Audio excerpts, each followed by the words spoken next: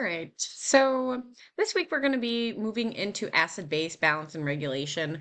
We talked a little bit about this when we talked about the renal system and how the renal system balances out and removes hydrogen ions and retains bicarb, which is, as you're going to read in this chapter, is really useful when balancing out our pH. So we've talked about before how our bodies are kind of very nicely designed to coordinate efforts to kind of maintain homeostasis.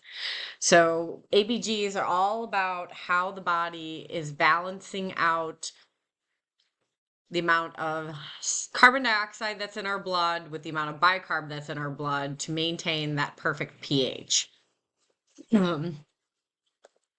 So a couple learning objectives here. And then these are some kind of normal values that are important for you guys to have memorized. ABG interpretation, you're learning about kind of the procedure behind ABGs with Jim's class in therapeutics, but we're going to talk about kind of how we're going to interpret the results, and then later on next year, you're going to talk about how to apply your ABG results to making specific ventilator changes. So nearly all kind of biochemical reactions in the body are going to be influenced by acid-base balance in their fluid environment. So we want to keep our pH of our arterial blood between, that should say 5, between 7.35 to 7.45. Okay, so that's kind of the ideal. Okay, just cross that out. So that should say 7.3.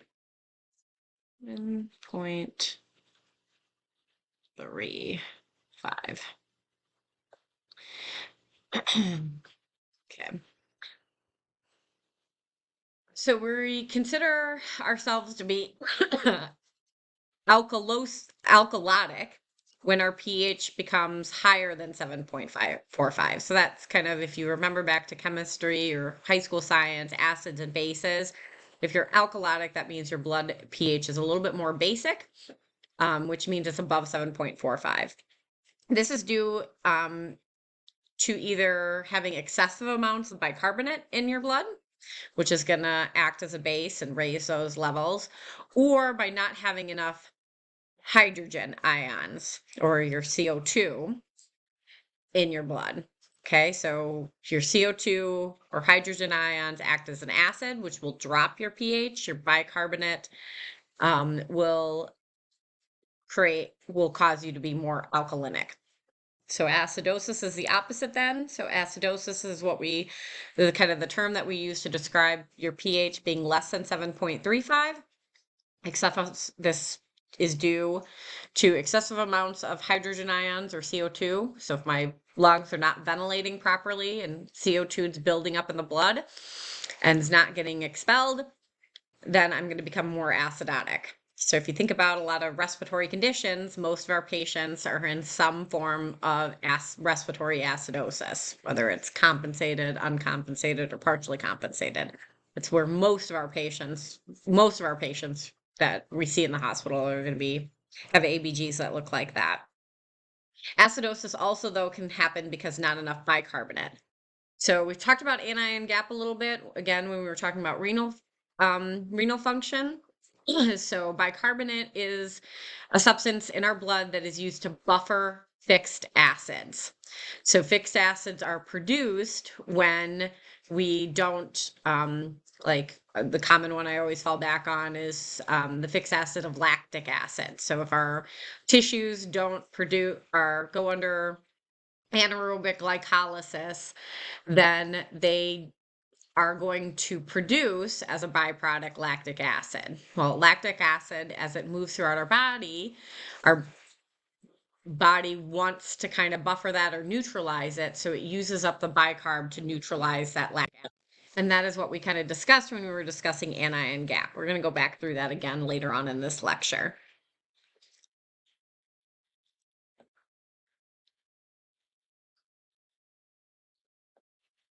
Okay. So most hydrogen ions are going to, okay. So the hydrogen ions that we're talking about in the blood, um, this happens from kind of the breakdown of phosphorus containing proteins or anaerobic glycolysis of glucose can cause hydrogen ions, metabolism of fatty acids, and then again, like I said, kind of an important one is the transportation of CO2 in the blood. So it's typically regulated then by the chemical buffering system, which is kind of the first line of defense in the body. This takes fractions of a second. So as my body realizes it has too much hydrogen ions in the blood's becoming too acidic, it's going to first use this chemical buffering system to neutralize that. Okay, so again, that takes fractions of a second to happen. The respiratory system is kind of the second line of defense, or the next step, which is also relatively quick. So in order to remove excess CO2 in the blood, I can ventilate more. I can increase my ventilation. So if I breathe deeper or breathe faster, then I'm going to expel more CO2 from my blood and from my body, as long as I don't have any other underlying respiratory conditions. So this usually acts within 1 to 3 minutes, by getting those impulses to the brain that tell us to increase or decrease our respiratory rate. Renal system is kind of the final way that we kind of regulate these hydrogen ions, and it is the most effective. So your renal system is the only system that's going to be able to remove fixed acids from the body that are kind of producing this anaerobic metabolism glucosis. So that's going to be the quickest way that we can remove those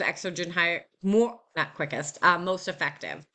So it's not very fast, but it is the most effective way of getting rid of that excess amounts of hydrogen, which is causing our blood to be acidic. Okay, so the chemical buffering system, again, just a little bit better in-depth look. This is our body's first line of defense. So the buffer action is the ability of the acid-base mixture to resist sudden changes in pH. So that's kind of a definition. Your book kind of talks about buffering action. So this chemical system responds within a fraction of a second. It's going to bind hydrogen ions when there are too many in the blood, and then it's going to release those hydrogen ions when there are too few in the solution or the blood. Okay. So it kind of works against sudden and large changes by releasing or binding those hydrogen ions very rapidly. So there's 3 major chemical buffering systems. There's a carbonic acid, bicarbonate, phosphate, and protein system. Okay. The carbonic acid, under normal conditions, this is using the ratio of bicarbonate to carbonic acid, which is 20 to 1. Okay. So this is kind of an equilibrium that works to regulate the blood. Okay, your carbonic acid is kind of a weak acid, and your bicarbonate ions is, again, a basic solution. So this is, you don't have to stress too much about the chemistry behind this, but this is what we refer to as a Henderson-Hasselbalch equation. And it just talks about how this solution how the pH of the solution is influenced by this ratio. So I won't make you do it, but clinically you can use this equation to calculate the pH if you know these 2 of these 3 variables are known. So they kind of use this Henderson-Hasselbalch equation when in the interpretation of blood gas results, or the, not interpretation, but like when they're analyzing, that was the word I was looking for. When they're analyzing your arterial blood gases, they use this kind of equation to help predict or calculate out certain values on those ABG results. It also can be kind of helpful because it also tells us if the ABG is reacting or results are working kind of in the proper manner or the predicted manner. So if I know my bicarbonate, or I don't know my bicarbonate, if I know my bicarbonate, if I know my hydrogen, if I know my pH, and I plug it into this equation and I don't come up with this 20-to-1 ratio, then I can assume that there is additional things going on with a patient, that sometimes it can be difficult to understand when you're looking at ABGs to say, oh, it's definitely because of the respiratory system, because there might be some underlying metabolic issue that's also contributing to the acidosis. It might be the primary problem, but sometimes these underlying secondary issues can be hard to identify, and we can use this Henderson-Hasselbalch equation to help us with that. Okay, so phosphate buffering system. This works kind of identical to the carbonic acid buffering system. So the primary components of this are sodium salts, or like dihydrogen phosphate and monohydrogen phosphate. So this system isn't as effective as the carbonic acid buffering system. But it's more effective in like urine or intercellular fluid. So it's not as effective in extracellular fluid or plasma, but it's more effective in urine and intercellular fluid. So this is kind of how it works. So neutral pH, for low pH, excessive free hydrogen is removed from solution, so it's bound to this dihydrogen phosphate. And at high pH, those hydrogen ions get removed or freed up. Again, don't stress about the chemistry. I'm not going to be asking you a bunch of chemistry questions about this. I just kind of want you to understand mostly, being able to name which things buffer, or how these hydrogen ions are buffered in the body through the chemical buffering system. Okay, so protein buffering system is kind of the body's most abundant and influential buffering system. So the buffers are found in proteins, in the plasma, and in the cells. So 75% of all buffering power in bodily fluids are found in the intercellular proteins. Protein molecules can function as either an acid or a base relative to the pH. And hemoglobin actually is an effective protein buffer in the body.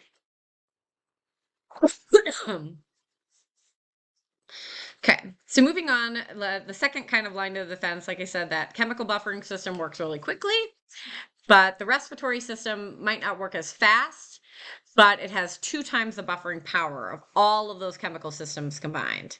So it takes up to 1 to 3 minutes for the respiratory system to kind of offset that or to offset acidosis and alkalosis, but it's much more powerful at doing that than the chemical buffering system. So under normal conditions, CO2 is going to be eliminated in the lungs equal to the amount of CO2 that's produced in the tissues. Again, going back to microbiology, that Krebs cycle, when we go through glycolysis at the cellular level, O2 and water are used to produce energy. And then the kind of byproduct is that water and the CO2. So CO2 then is produced in the tissues and then should travel to the lungs, be transported to the lungs, and eliminated through the lungs through ventilation. So if there's any abnormal condition that's happening in the body where, I'm producing too much CO2 at the tissue levels, the respiratory system can quickly respond to that by either increase or decreasing that rate and depth of breathing to compensate for acidosis or alkalosis, respectfully. So if I'm acidotic, my body is going to want to increase its respiratory rate and depth to try to remove more CO2. CO2 acts as, those hydrogen ions act as an acid in the blood. If I'm alkalotic, if I don't have enough CO2 or don't have enough hydrogen ions in my blood, my my respiratory system is going to then slow down its respiratory rate, slow down its depth of breathing to try to retain more. Okay, so again, when pH declines, so my pH is going to be less than 7.35 in either like due to metabolic causes like lactic acids. The respiratory system is going to respond by increasing the depth and rate of breathing. Okay. So typically this is called, if you guys remember from respiratory survey, that increased depth and rate of breathing, that respiratory pattern is called Kussmaul breathing. Okay, so this is commonly seen in our metabolic acidosis patients or ketoacidosis patients, like our diabetic ketoacidosis patients, where they have excessive amounts of fixed acids in their blood, and the respiratory system responds by increasing their breathing depth and rate, causing more CO2 to be eliminated from the lungs, reducing that hydrogen ion concentration. Okay, and then as that hydrogen ion concentration is reduced, you're going to return that acidic pH back to normal.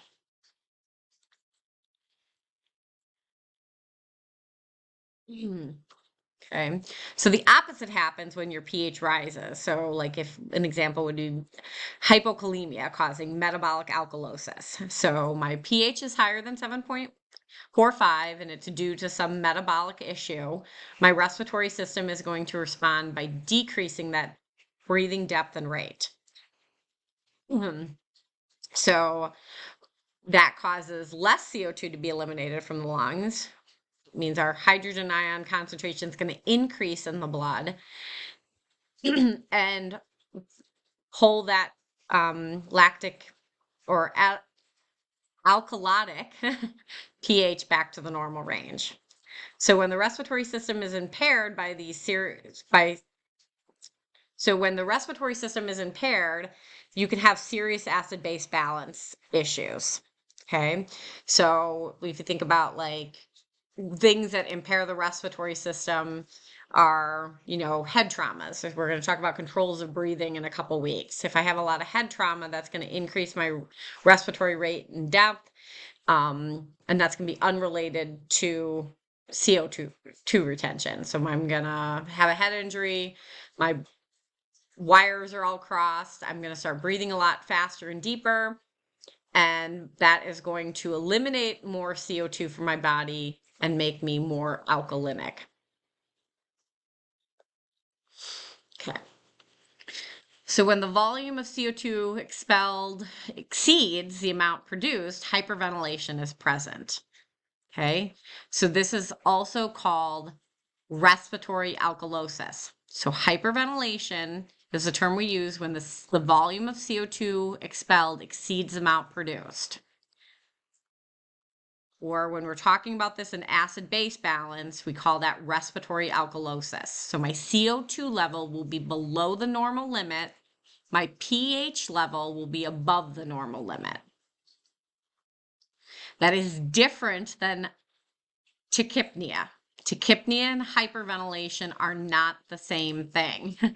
Can't stress that enough. When the volume of the CO2 eliminated is less than the amount produced, hypoventilation is present. Okay, so that means my CO2 level is higher than normal and my pH level is lower than normal. And that is also called or referred to as respiratory acidosis. Okay.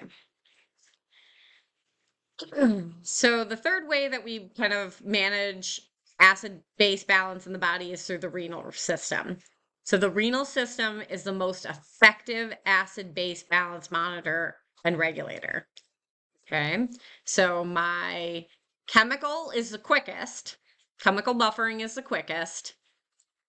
Respiratory is fairly quick and more effective than chemical buffering. And the renal system takes a long time, but it's the most effective. So it's the only system that can expel fixed acids. So phosphoric, uric, lactic, ketone acids, those are all fixed acids in the body. It's also the only system that can regulate the alkaline substances in the blood. So it's the only system that can regulate bicarbonate, excuse me.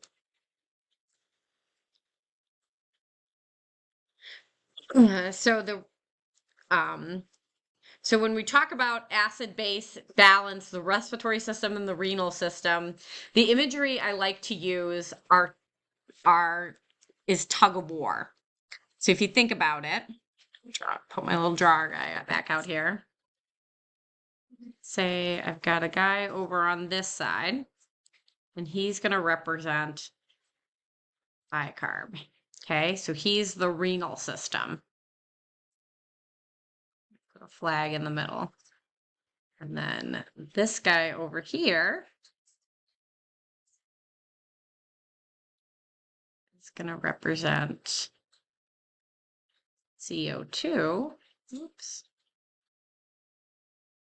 Sorry, my thing in the way. CO2.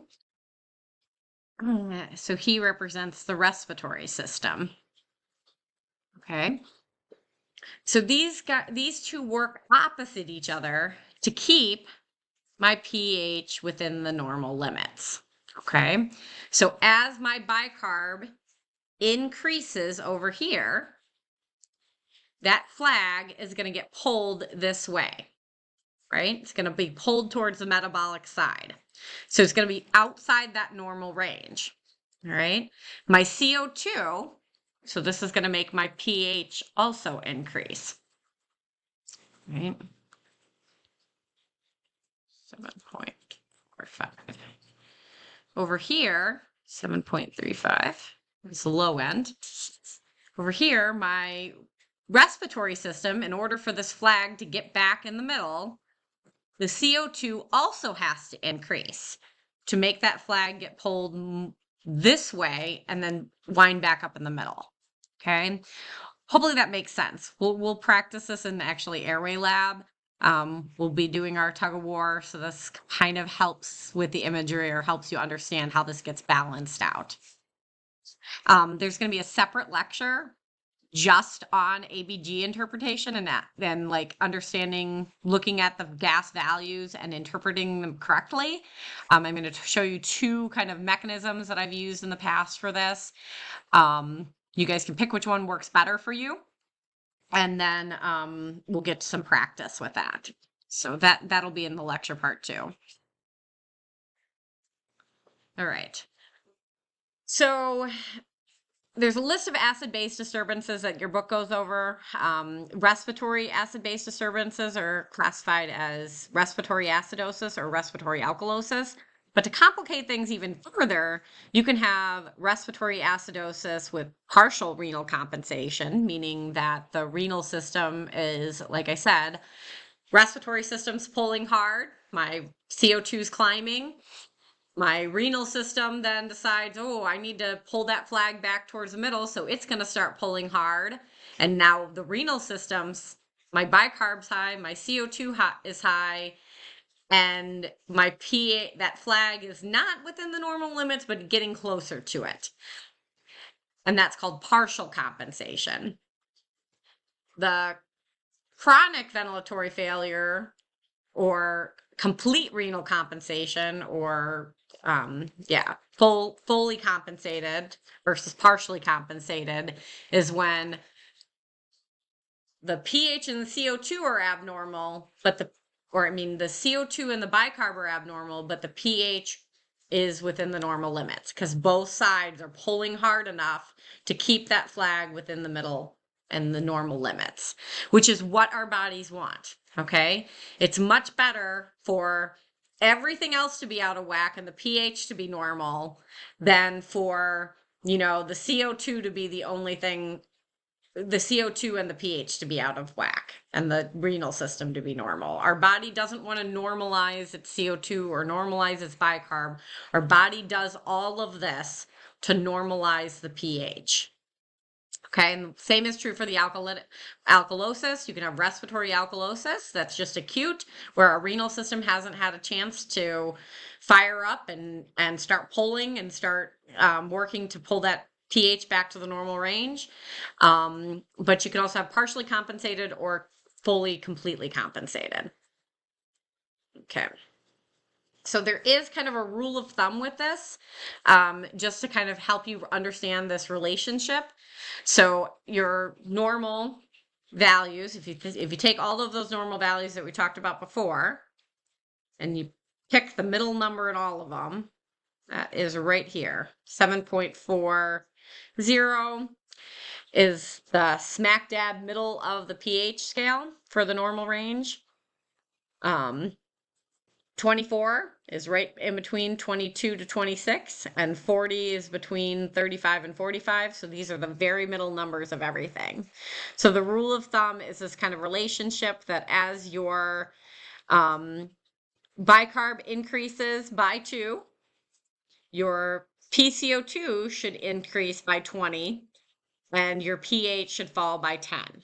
Okay, so that is kind of just the ratio or the normal relationship here.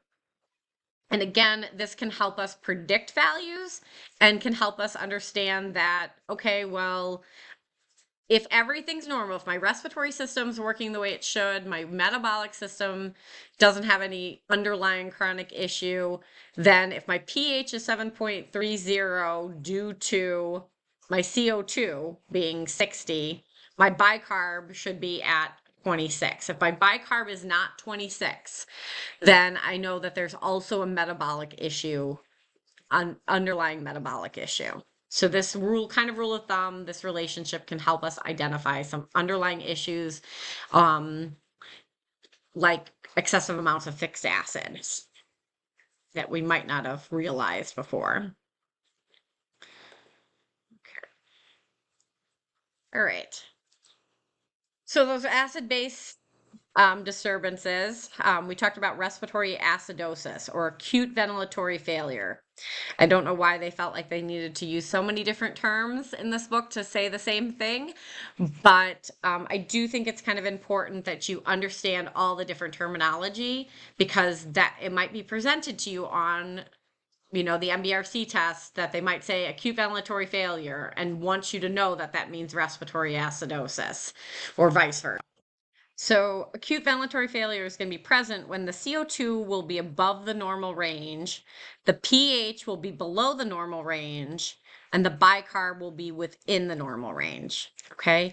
For the exam, I do think it's going to be important for you to know those types of wording. So if I give you an example that where I say the pH is above normal, the PCO2 is above normal, the pH is below normal, and the bicarb is within normal, you would then say, pick from A, B, C, D examples, you would say that that's respiratory acidosis or acute ventilatory failure rather than respiratory alkalosis, metabolic alkalosis, or metabolic acidosis. Okay, so that type of verbiage is kind of important for the exam. So some common causes are COPD, drug overdoses, general anesthesia, head trauma, neurologic disorders. So anything that's going to cause me to not ventilate effectively. So my lungs aren't working effectively, or there's some sort of issue with the neurologic impulses, like in drug overdoses or anesthesia, that is causing me not to want to breathe either fast enough or deep enough.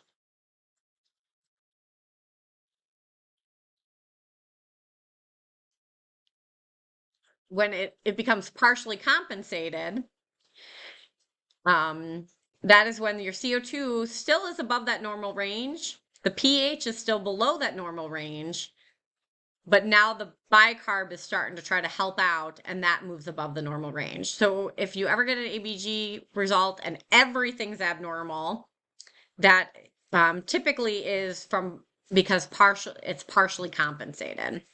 Now, I said typically because later on we're going to talk about mixed, where that can also happen. But So hypoventilation, meaning that I'm producing more CO2 than my body's eliminating. If it's happening over a long period of time, that's going to cause the kidneys to want to start correcting that pH by retaining the bicarbonate. Okay. So again, that renal system takes a while to kick in. So, compensation of ventilatory failure or respiratory acidosis doesn't happen immediately. It takes a while, usually more than 24 hours for that renal system to start working. So if you ever see respiratory issues, especially like with your COPD patients, they're going to, I'm going to actually move to the next slide so you can see this. Like this is a great example of how your COPD patients' ABGs are going to look. So when that acute ventilatory failure has been going on for a really long time, it's become more chronic, then that gives the renal system enough time to completely compensate. So this is what we call chronic ventilatory failure or compensated acidosis. Is very typical of our COPD patient population. It's what we mean when we say CO2 retainers. Their pH is going to be normal because, like I said, that's what our body wants, is that pH to be within the normal range. But our CO2 is going to be high. Our bicarb is going to be high. They're both outside the normal range to try to keep that pH normalized or neutralized. So this is what you see a lot with COPD patients or emphysema patients. So acute alveolar hyperventilation or respiratory alkalosis. This is where your PCO2 falls below normal limits, your pH is above normal limits, and your bicarb is within normal limits again. Okay, so if it's acute, that means only one. If it's an acute issue, it's either your CO2 or your bicarbonate, not both, that are outside the normal range. This is most commonly seen because of hypoxemia. And when we get to mechanical ventilation next year, I'm gonna say this 5,000 times to all of you guys. Fix ventilation first. If you have an oxygenation and a ventilation issue, you're always going to fix ventilation first. So meaning increasing your respiratory rate, increasing your tidal volume before you worry about your oxygenation, because that sometimes fixes itself. Except in the case of respiratory alkalosis, because respiratory alkalosis's main cause is that hypoxemia. So if poor oxygenation is the cause of your acid-base imbalance, then you need to fix the oxygenation first and foremost. So common causes are going to be that hypoxemia, also pain, anxiety, fever, brain inflammation, or stimulant drugs are all going to increase your respiratory rate, which is going to cause an increased elimination of CO2 and drop that CO2 below 35.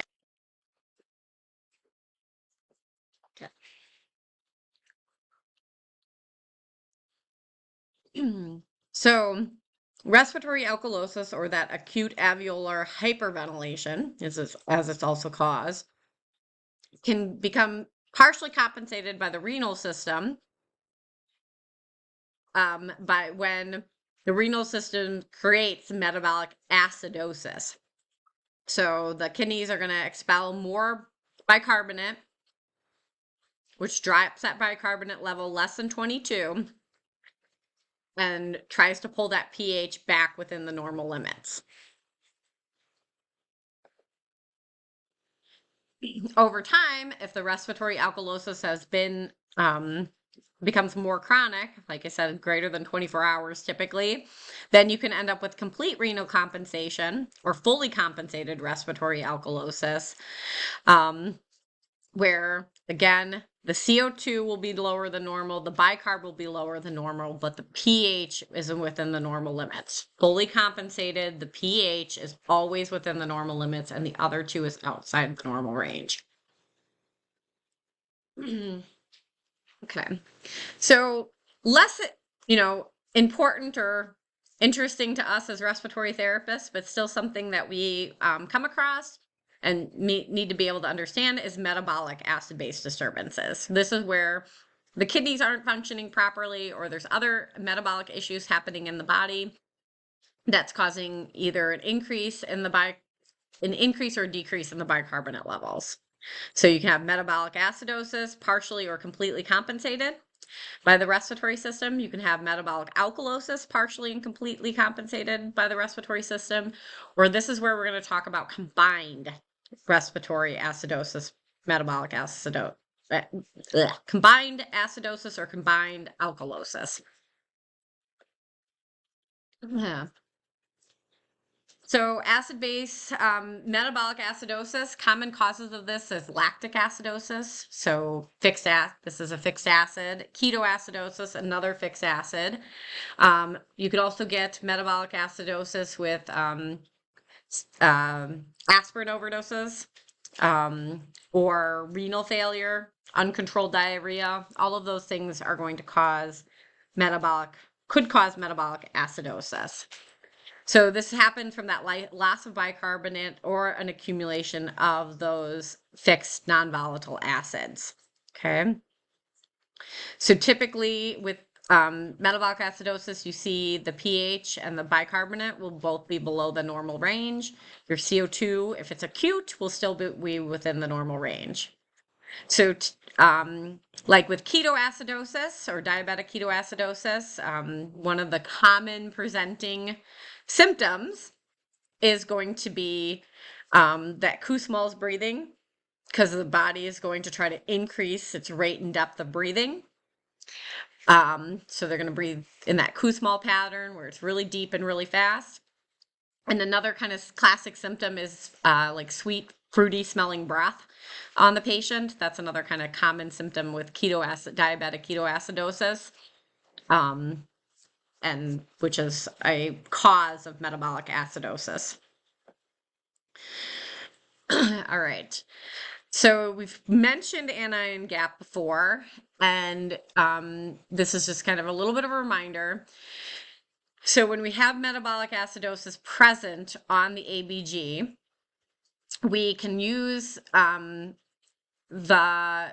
calculated anion gap to see if it was caused by either an accumulation of fixed acids or by some other metabolic means. So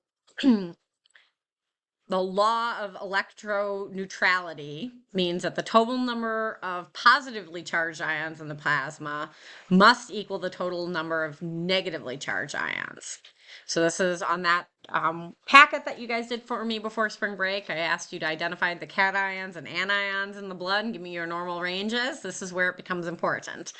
So cations are your sodium, and typically your anions are your bicarbonate and your chloride. Those are your main ones.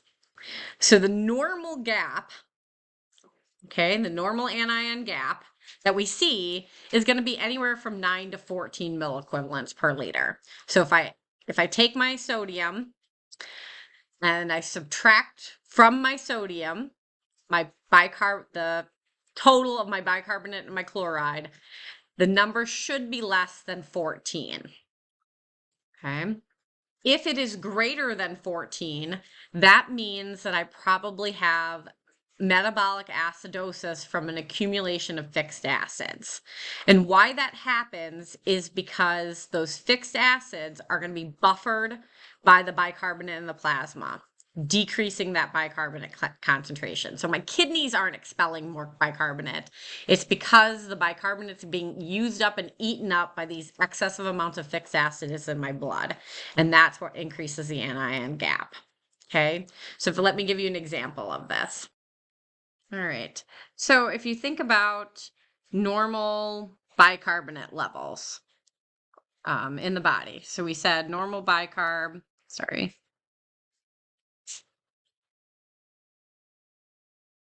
Oops. Sorry.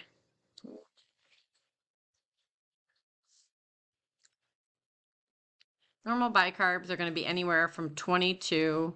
Oh, my goodness. Did that twice now.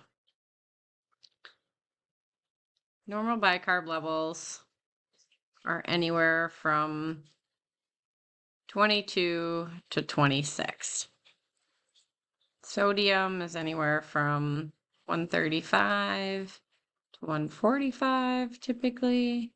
And chloride is anywhere from like 96 to 106, somewhere in that range. Okay.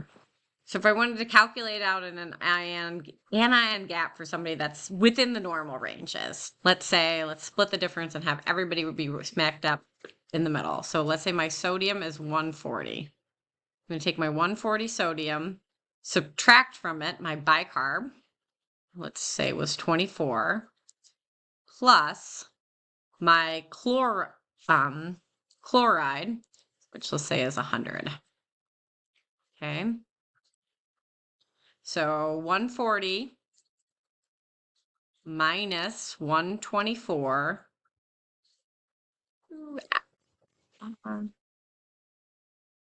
Keep doing that.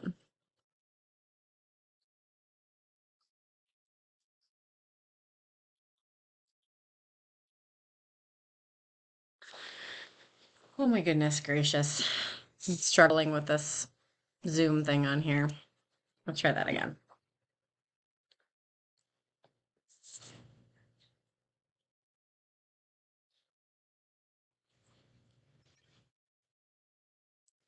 I'm going to type because it's really annoying. Okay, so let's say our normal sodium is 135 to 145. Normal chloride is going to be like 96 to 106. And normal bicarb is 22 to 26. Okay, so to calculate out an anion gap, I'm going to take my sodium and then subtract from it my bicarb plus my chloride level. Okay, so after I do the math, if this number is above 14, that's going to indicate metabolic acidosis due to accumulation of fixed acid. So let's say our sodium is 140. My bicarb, I said again, was 24. And then let's say my chloride is 100. Okay, so even though I picked numbers within the normal ranges, this gives me 140 minus, oops, that was not supposed to be minus, that was supposed to be a plus, minus 124, which equals 16. Okay, so because that's above 14, that indicates that if I had metabolic acidosis present, that would be because of things like lactic acid or keto acids or things along those lines that were using up my excessive amounts of my bicarb to buffer those hydrogen ions.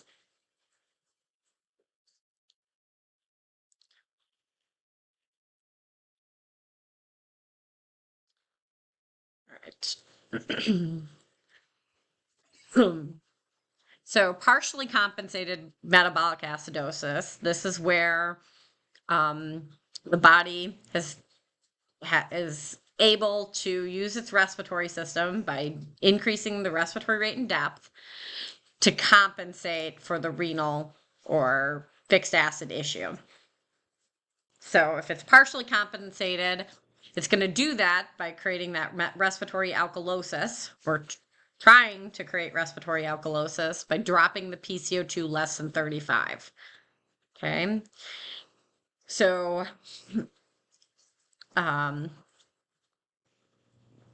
if it's partially compensated, my CO2 will be less than the normal limit, my bicarb will be less than the normal limit, and my pH will be less than the normal limit.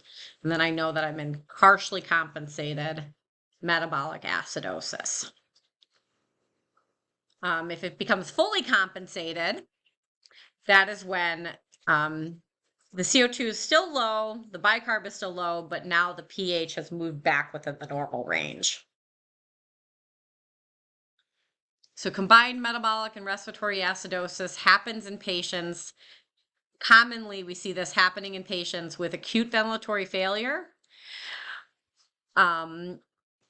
who also has an increase in fixed acids that create that metabolic acidosis. So it's very commonly seen in patients with complete cardiac arrest. So if you have patients that are coming into the emergency room that have gone into cardiac arrest and been down for greater than 4 minutes, we learned about that in diffusion, right? Or oxygen transport.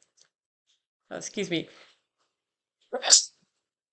After 4 minutes, my tissues have used up all the oxygen that's remaining in the tissues. So if it doesn't get if it's not being perfused, I'm out of oxygen after 4 minutes.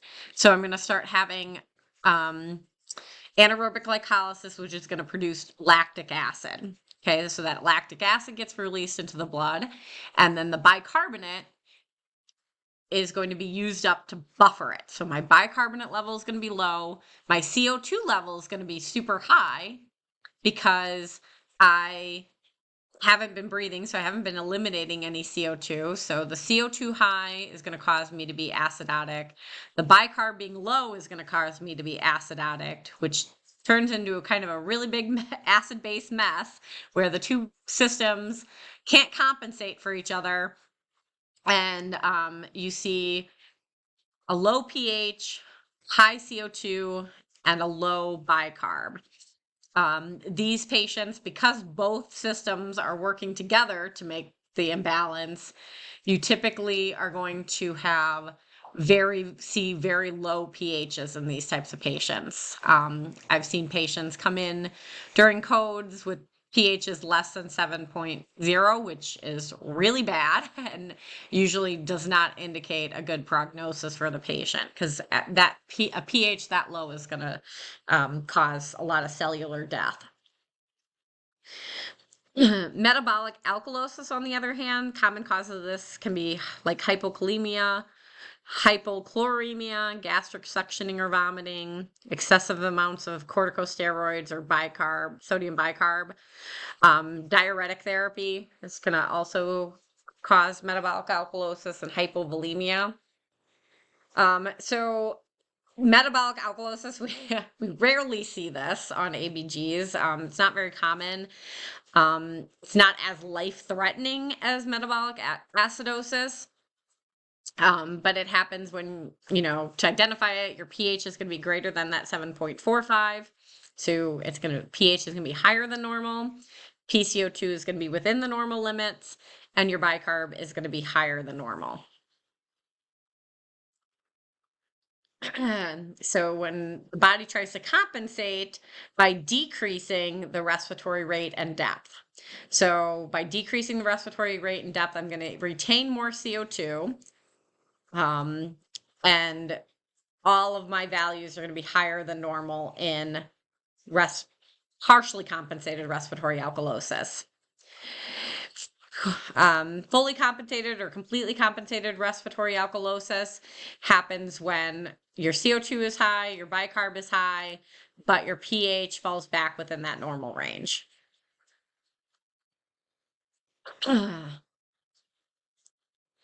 So combined respiratory and metabolic alkalosis, this again is not very common, but can happen. Like if I have an underlying metabolic alkalosis, so like hypokalemia, something like that, and on top of that, my patient becomes hypoxic. So if they have hypoxemia on top of the underlying metabolic alkalosis, then they are going to have this mixed alkalosis where your pH is going to be greater than 7.45, your PCO2 is less than 35, and your bicarb is going to be greater than the normal limit. Okay, so the final value that you're going to get on your ABG result is your base excess or base deficit. So this is where we kind of apply that the nomogram about your CO2, your bicarbonate, and your pH. That relationship serves as kind of an excellent tool to calculate this base deficit or excess. So this is by kind of knowing this value, we can determine kind of non-respiratory imbalances. So this kind of represents that metabolic side of the compensation. So normally your base excess should be anywhere from -2 to +2. The more negative it gets, it can indicate or metabolic acidosis. The more positive it gets, it indicates more metabolic alkalosis.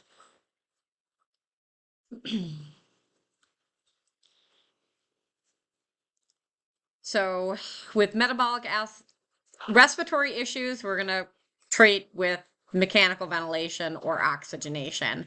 But metabolic issues can be treated by either like infusing IV sodium bicarbonate, which we use to treat severe metabolic acidosis, or with metabolic alkalosis, you really want to treat or correct the underlying kind of electrolyte problem, which is kind of the cause of most of the metabolic alkalosis, or you can administer ammonium chloride. We always say this, we're going to repeat it again in mechanical ventilation, but ideally you don't want to treat metabolic issues by making adjustments to mechanical ventilation. But sometimes we do that in the short term while we're trying to fix the underlying issues.